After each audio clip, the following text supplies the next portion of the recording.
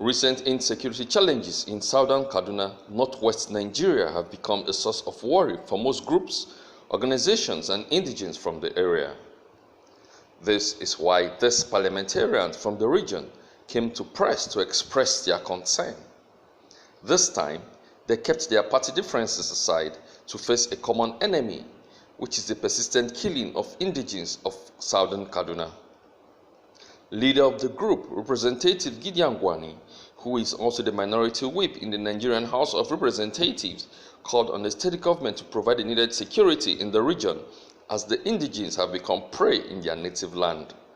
The Constitution of the Federal Republic of Nigeria, 99 as amended, is premised on the principles of freedom, equality, and justice. And Section 4, subsection 2b, provides that the security and welfare of the people shall be the primary purpose of government.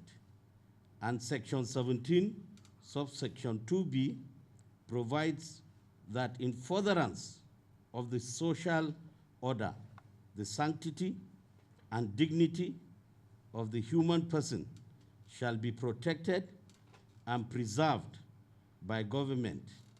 In Section 17, subsection 3c, guarantees the health, safety, and welfare of all persons.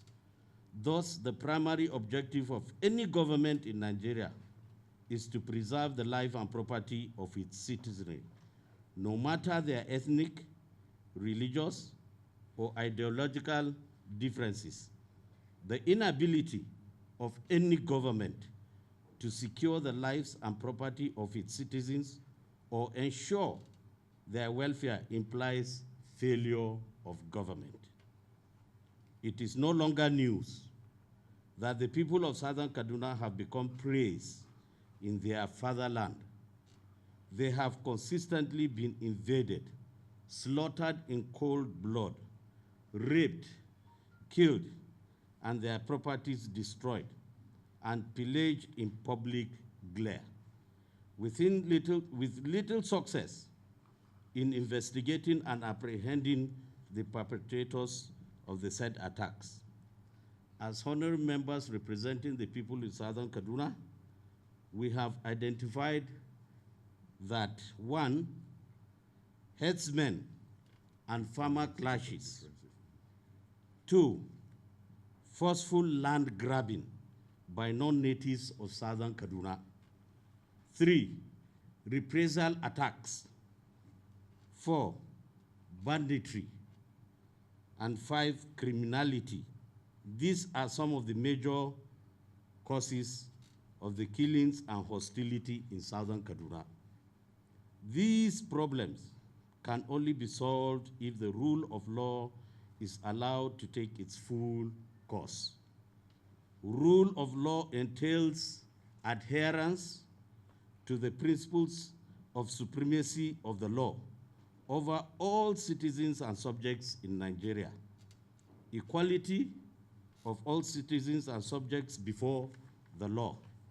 While we note that these attacks are deeply rooted and multifaceted in nature, the failure to investigate, arrest, and prosecute the perpetrators has continued to embolden the attackers.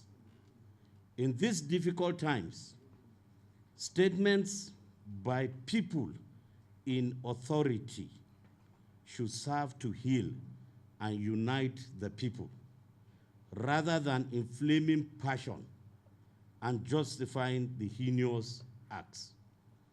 As representatives of the people of southern Kaduna, we hereby pray, state unequivocally that the life of every citizen of the Federal Republic of Nigeria, regardless of ethnic, religious, or ideological differences, must be protected as required under Section 14, subsection 2b of the Constitution of the Federal Republic of Nigeria, 1999, as amended. We condemn the armed attacks and killings of the people of southern Kaduna by the armed militia groups or any group whatsoever, no matter their motive, and we condemn the justification of any attacks on our people or any reprisal attack. The federal government, as well as the state government, have both made efforts in the past to stem the ugly tide. Such efforts must be increased. It must be people-centered. It must be more transparent and effective. The people of southern Kaduna should be vigilant and law-abiding and avoid taking laws into their hands. Regardless of any provocation, they should cooperate with law enforcement officers and report these miscreants when necessary. We call for the arrest, investigation, prosecution, and conviction where necessary of these attackers so that they can desist from unleashing mayhem on the people of southern Kaduna and indeed Nigerians. We sincerely want to thank you again for giving us this time. Long live the good people of southern Kaduna. Long live the people of Kaduna State. Long live the Federal Republic of Nigeria. Thank you very much. Other parliamentarians condemned the killings and called on their people to be law-abiding. They, however, said their constituents may resort to defending themselves.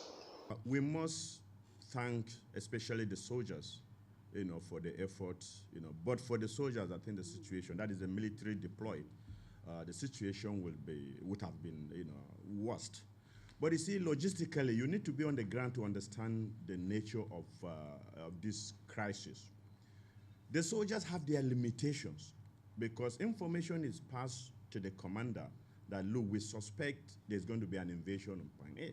Number one, his troops are scattered all over communities.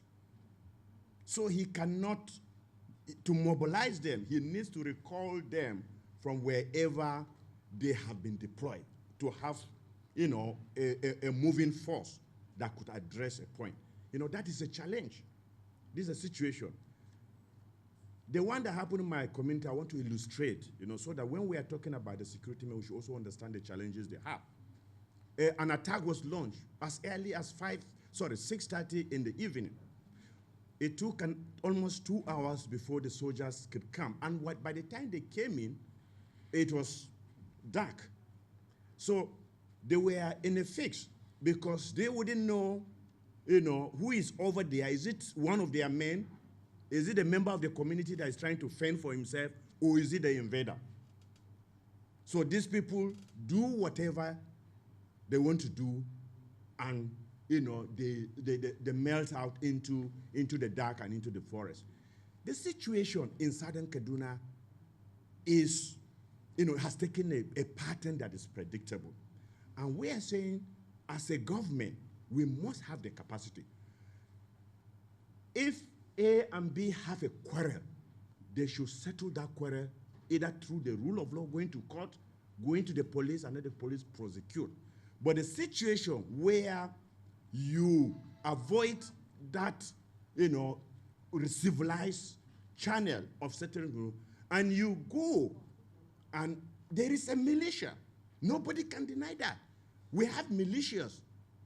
And what we are saying, why is it taking the government long to fish out those militia? Because A and B has a problem, and he goes out and commission a militia to settle the score. And that has been the pattern in southern Kaduna. Every attack is done by a militia that is quite different from the parties that have the quarrel. That have the quarrel or have the misunderstanding. Whether the misunderstanding is land-based or anything personal or whatever. Why? And are the security people telling us they are not aware? To some extent, we even know where the militias are brought from. But of course, it is only the state that has the resources, that has the intelligence to be able to go out there and identify. I'm sorry to say, let me illustrate, even in Katsina, the crisis that is happening in Katsina, everybody knows it.